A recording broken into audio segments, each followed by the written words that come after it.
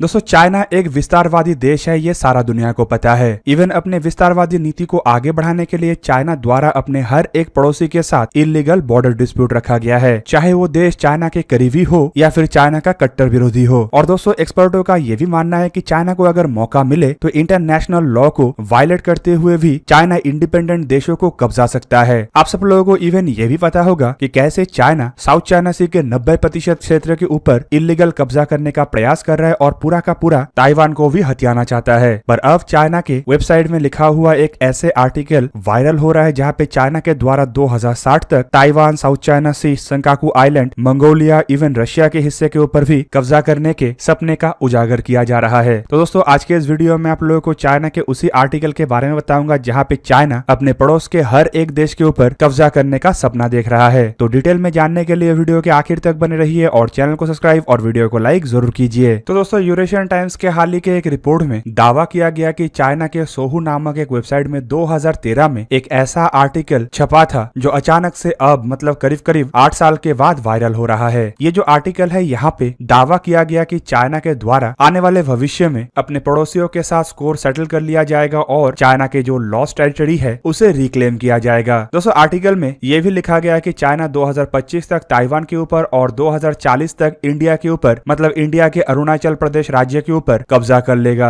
दोस्तों खाली इतना नहीं बल्कि इस आर्टिकल में तो कई सारे और भी क्षेत्र का नाम रखा गया है जिनमें साउथ चाइना सी से शुरू करके संकाकू आइलैंड मतलब जापान का एक क्षेत्र, इवन आउटर मंगोलिया से लेके रशिया के क्षेत्र का भी जिक्र किया गया। दोस्तों चाइना जैसे देश के कई सारे पड़ोसी है, कुछ पड़ोसी जहाँ पे चाइना के साथ लैंड बॉर्डर को शेयर करता है तो कुछ पड़ोसी चाइना के साथ समुद्री सरहदों को शेयर करता है। पर ऐसा कोई भी पड़ोसी देश नहीं है जिसके साथ चाइना का कोई भी बॉर्डर डिस्प्यूट ना हो। चाइना लगभग हर एक पड़ोसी देश के क्षेत्र के ऊपर अपना दावा ठोकता है और चाइना के मंसूबे के अंदर लगभग उन हर पड़ोसी देशों के क्षेत्रों को हथियाना है। इवन कई ऐसे पड़ोसी तो है जिसका पूरा का पूरा क्षेत्र के ऊपर ही चाइना दावा करता है। इनमें Taiwan, Bharat, Philippine, Vietnam, Mongolia और इंडोनेशिया जैसे देश से शुरू करके कई सारे अन्य देशों का भी नाम है। और चाइना मानता है कि चाइना को सुपर पावर बनने के लिए इन सभी क्षेत्रों को अपने अंतर्गत लाना आवश्यक होगा। और दोस्तों ऐसे चाइना के मंसूबों का खुलासा कई बार चाइनीज मीडिया में ही हो जाता है। वैसे अगर देखा जाए तो चाइना में कई सारे मीडिया हाउसेस है जिनमें स्टेट ओन और प्राइवेट दोनों तरीके का संस्था है, लेकिन सभी के सभी चाइनीज गवर्नमेंट के कंट्रोल में है और इन्हें चाइना के कम्युनिस्ट पार्टी के माउथपीस भी कहा जा सकता है। दोस्तों चाइना में कोई भी मीडिया स्वतंत्र नहीं है और ऐसे में सोहो जैसे बेजिंग स्थित ऑनलाइन न्यूज पोर्टल में अगर ऐसा कोई आर्टिकल आता है तो ये कहना भी गलत नहीं होगा कि ये चाइना के कम्युनिस्ट पार्टी के समर्थन में ही लिखा गया होगा या फिर चाइना के कम्युनिस्ट पार्टी का ही कोई विजन या थिंकिंग होगा। दोस्तों सोहो के इस आर्टिकल में असल में चाइना के द्वारा 2020 से 2050 के अंदर लड़े जाने वाले कुछ इनएविटेबल वॉर के भविष्यवाणी किया गया है जिसके फलस्वरूप चाइना 2060 तक इन क्षेत्रों के ऊपर कब्जा कर लेगा। दोस्तों इसमें सबसे पहले 2020 से 2025 के अंदर ताइवान के ऊपर कब्जा करने का बात रखा गया। दोस्तों ताइवान के क्षेत्रों को लेके इस आर्टिकल में कहा गया कि चाइना को ताइवान के क्षेत्र को अपने मेन लैंड में मिलाने के लिए लड़ाई लड़ना आवश्यक होगा। सबसे पहले 2020 में चाइना को ताइवान को एक अल्टीमेटम देना चाहिए और ये साफ कर देना चाहिए कि शांतिपूर्ण रूप से ताइवान अगर चाइना के साथ जुड़ जाता है तो सही, नहीं तो लड़ाई होगा। ऐसे में अगर ताइवान द्वारा शांति का रास्ते को नहीं अपनाया जाता है तो ताइवान को लड़ाई से अपने क्षेत्र में जोड़ा जाएगा। इवन दोस्तों आर्टिकल में यह भी जिक्र किया गया कि अगर इसमें अमेरिका और जापान जैसे देशों द्वारा हस्तक्षेप नहीं किया जाता है तो ये लड़ाई का अंत 3 महीने के अंदर हो जाएगा और अगर किया जाता है तो इसका अंत 2025 तक हो सकता है। जबकि आर्टिकल में यह दावा किया गया कि फल एक ही होगा और वो है चाइनीज आर्मी का जीत। दोस्तों चाइना के मीडिया हाउस एक तरफा ही सपना देखता है। उन्हें ये लगता है कि अमेरिका या फिर जापान जैसे देश इसमें हस्तक्षेप नहीं करेंगे या फिर इनका समर्थन में और देश नहीं आगे आएंगे। और दोस्तों अगर ऐसा होने का 1% भी चांस होता तो अब तक चाइना ताइवान के क्षेत्र के ऊपर कब्जा करने के लिए लड़ाई छेड़ चुका होता। ताइवान को लेकर चाइना का सबसे बड़ा डर ये है कि अगर चाइना ताइवान को लेके कोई लड़ाई लड़ता है तो उसका इकोनॉमी सबसे पहले डूबेगा और उसके बाद चाइना का हालत भी सोवियत यूनियन के जैसा हो सकता है। दोस्तों इस आर्टिकल में राइटर के द्वारा दूसरा सपना देखा गया साउथ चाइना सी को लेके और ये घटना को ताइवान के घटना के बाद के समय में रखा गया है और उनका कहना था कि 2025 से 2030 के अंदर चाइना साउथ चाइना सी के मुद्दे को सॉल्व कर लेगा, मतलब एक तरीके से इस क्षेत्र के ऊपर एक तरफा कब्जा कर लेगा। आर्टिकल में राइटर के द्वारा बताया गया कि ताइवान के ऊपर जीत हासिल करने के बाद चाइना के द्वारा 2 साल के विश्राम लिया जाएगा और उसके बाद जैसे ताइवान को अल्टीमेटम भेजा गया था वैसे ही स्पार्टली आइलैंड के नजदीकी क्षेत्र में स्थित देशों को भी एक अल्टीमेटम भेजा जाएगा। आर्टिकल में अल्टीमेटम के टाइमलाइन को 2028 तक रखा गया और उसके बाद ये दावा किया गया कि चाइना की तरफ से इस क्षेत्र को भी रिकॉन्कर मतलब कब्जा कर लिया जाएगा। राइटर का यह भी सपना है कि जब चाइना इन क्षेत्रों के ऊपर कब्जा करने जाएंगे तो साउथ ईस्ट एशिया के देशों के द्वारा रेजिस्टेंस बिल्कुल ही नहीं किया जाएगा या फिर इतना कम किया जाएगा कि उससे चाइना को कोई फर्क नहीं पड़ेगा। और इसके पीछे असल कारण है ताकतवर चाइनीज आर्मी और चाइना के द्वारा ताइवान को कब्जा करने का घटना। यहाँ पे राइटर के द्वारा यह भी जिक्र किया गया कि ताइवान के क्षेत्र में अमेरिका के पराजय के बाद अमेरिका के द्वारा भी साउथ चाइना क्षेत्र में हस्तक्षेप नहीं किया जाएगा, जिससे चाइना के लिए आसानी और होगा। और अगर अमेरिका हस्तक्षेप करता है तो डायरेक्टली नहीं करेगा बल्कि वियतनाम और फिलीपीन जैसे देशों को उकसाएगा और इन्हें भी दबाना चाइनीज आर्मी के लिए काफी आसान होगा। और दोस्तों यहाँ पे राइटर के मानसिकता के बारे में ही पता चल जाता है। मुझे तो आर्टिकल के इतना हिस्सा पढ़ने के बाद ही ये लगने लगा जिस राइटर के द्वारा ये आर्टिकल को लिखा गया था जरूर उनका मानसिक संतुलन सही नहीं है या फिर उन्हें कभी इंटरनेशनल मीडिया या चाइना के बाहर जो हो रहा है उसे पढ़ने का मौका नहीं मिला। चाइनीज कम्युनिस्ट पार्टी के द्वारा अपने देश के अंदर जो बातों को फैलाया गया उन्हें लेके ही ये आर्टिकल के राइटर सपना देख रहे हैं और उन्हें ये नहीं पता कि दुनिया में चाइना ही एकमात्र आर्मी नहीं रखता है बल्कि और भी देशों के पास आर्मी है, इवन चाइना से ताकतवर आर्मी भी है। दोस्तों राइटर का ये भी सपना है कि इस लड़ाई के फलस्वरूप वियतनाम को भी सबक सिखाया जाएगा और वियतनाम को इस लड़ाई में कोई भी बढ़ोतरी हासिल होने का संभावनाएं है ही नहीं। जबकि राइटर यह भी सपना देखते हैं कि इस लड़ाई के समाप्त होने के साथ साथ चाइना का इन्फ्लुएंस खाली साउथ चाइना सी नहीं बल्कि पूरा का पूरा पैसिफिक में आ जाएगा और साउथ ईस्ट एशिया के जिन देशों के साथ चाइना लड़ाई लड़ेगा वो लड़ाई के अंत में चाइना के एलाई बन जाएंगे। दोस्तों राइटर के द्वारा तीसरा सपना साउदर्न तिब्बत मतलब भारत के अरुणाचल प्रदेश राज्य को लेकर देखा गया। यहाँ पे 2035 से 2040 के अंदर राइटर ये भी सपना देख रहे हैं कि चाइना इस हिस्से के ऊपर भी कब्जा करेगा, पर बाकी दो हिस्से के जैसे राइटर को इसे थोड़ा डिफिकल्ट लगा, जिसलिए उनके मन में थोड़ा आशंका भी आया और ये लिखा गया कि शायद इस वक्त तक भारत यूरोप और अमेरिका जैसे देशों के साथ मिलिट्री गठबंधन कर ले। यहाँ पे अल्टीमेटम देने का बात नहीं कहा गया बल्कि उनके तरफ से दो ऑप्शन को रखा गया जिनमें भारत के अंदर अलगाववाद को भड़काया जाए, जबकि दूसरा ऑप्शन के तहत यहाँ पे पाकिस्तान का इस्तेमाल करके पाकिस्तान और भारत को कश्मीर में लड़ाया जाए, बदले में उस समय का फायदा उठा के चाइना अरुणाचल पे कब्जा करने का मंसूबा बनाए। पर शायद सोहू वेबसाइट के ये मानसिक संतुलन बिगड़ा हुआ राइटर भूल चुके हैं कि भारत एक बार नहीं बल्कि 4 बार पाकिस्तान के साथ लड़ाई लड़ चुका है और अगर चाइना के पास इतना ताकत होता तो इन 4 बारों में भी चाइना के द्वारा प्रयास किया जाता। 1962 में चाइना धोखेबाजी करते हुए भारत के साथ लड़ाई तो छेड़ा था, लेकिन उसके बाद से चाइना भारत से लड़ाई लड़ने का हिम्मत नहीं जुटा पाया क्योंकि 1967 में ही भारत द्वारा चाइना को बुरी तरीके से सबक सिखाया गया था। इवन हाल ही में ही चाइना का हालत देख ले, जब चाइना भारत के अंदर घुसपैठ करने का कोशिश किया तो चाइना का क्या हुआ।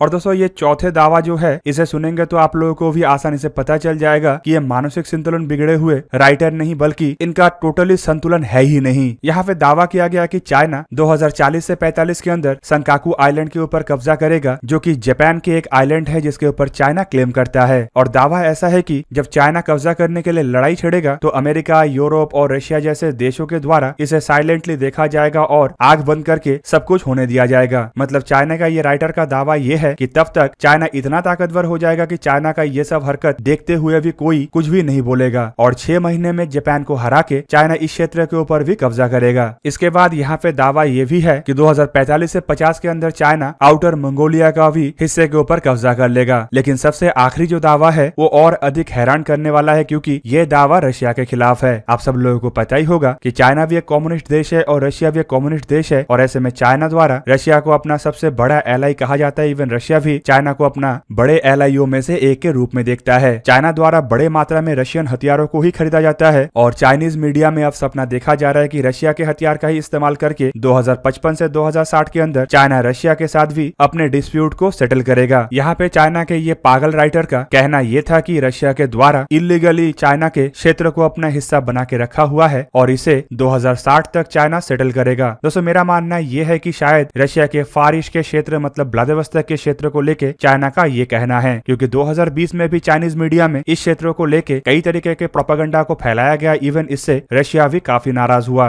दोस्तों टोटली यहाँ पे चाइना के एक मानसिक संतुलन खोए हुए कम्युनिस्ट पार्टी द्वारा ब्रेन वॉश किया हुआ राइटर का मनोभाव का प्रकाश किया गया, जो हकीकत से पूरा इतर है। और अगर एक बार मान भी लिया जाता है कि चाइना अगर आने वाले समय में और ताकतवर बन जाता है तो तब भी चाइना के लिए पॉसिबल नहीं है कि इन क्षेत्र में से किसी भी क्षेत्र को चाइना हथिया ले। दोस्तों किसी भी क्षेत्र के ऊपर अगर चाइना लड़ाई छेड़ने की तरफ आगे बढ़ेगा तो चाइना को दोहरा मार झेलना पड़ सकता है। एक तो मिलिट्रीली चाइना को अपने प्रतिद्वंदी देश का सामना करना पड़ेगा, जबकि दूसरी तरफ इंटरनेशनली चाइना को सैंक्शन का भी सामना करना पड़ सकता है। दोस्तों, यूनाइटेड नेशन द्वारा मान्यता दिया हुआ किसी भी देश के क्षेत्र के ऊपर किसी अन्य देश द्वारा अगर मिलिट्रीली कब्जा करने का प्रयास किया जाता है तो उसका फल क्या होता है वो आप सब लोगों को पता ही होगा। अगर पता नहीं है तो आप रशिया के ऊपर लगे हुए सैंक्शन को ही देख ले। क्राइमिया के किस्से के बाद किस तरीके से पूरा का पूरा यूरोप और अमेरिका के द्वारा रशिया के ऊपर प्रतिबंध लगाया गया है, जो कि रशिया की इकोनॉमी को बुरी तरीके से असर कर रहा है। दूसरी तरफ अगर क्राइमिया के किस्से को ही देख ले तो ज्यादातर क्राइमिया के लोग रशिया के साथ ही मिलना चाहते थे। ऐसे में चाइना के लिए ये और मुश्किल होगा, क्योंकि जिन जिन क्षेत्रों के ऊपर चाइना के द्वारा दावा किया जाता है उनमें से किसी भी ऐसा क्षेत्र नहीं है जहाँ के लोग चाइना को थोड़ा बहुत भी पसंद करते होंगे। ऊपर से चाइना जो 2060 के टाइमलाइन को रखा है उसे भी अगर देखा जाए तो तब तक चाइना के जिन पड़ोसी देशों के साथ चाइना के बॉर्डर डिस्प्यूट है वो भी अपने ताकत को आगे बढ़ा लेगा। और चाइना जिस तरीके से सपना देख रहा है कि चाइना लड़ाई लड़ने जाएगा और सामने वाला चाइना का स्वागत करेगा और कोई भी देश इसमें मध्यस्थता नहीं करेगा, ये भी सिर्फ एक पागल का ही सोच हो सकता है। तो दोस्तों, आप लोगों को क्या लगता है कि जो आर्टिकल का राइटर है इनका मानसिक संतुलन कैसा है, कमेंट करके जरूर बताइए। साथ में वीडियो कैसा लगा जरूर बताइएगा, और अगर वीडियो अच्छा लगा तो इसे लाइक कीजिए और मेरे चैनल को सब्सक्राइब कीजिए और साथ में बना हुआ बेल आइकन को भी प्रेस कर दीजिए ताकि आप मेरा वीडियो देख पाए सबसे पहले। जय हिंद।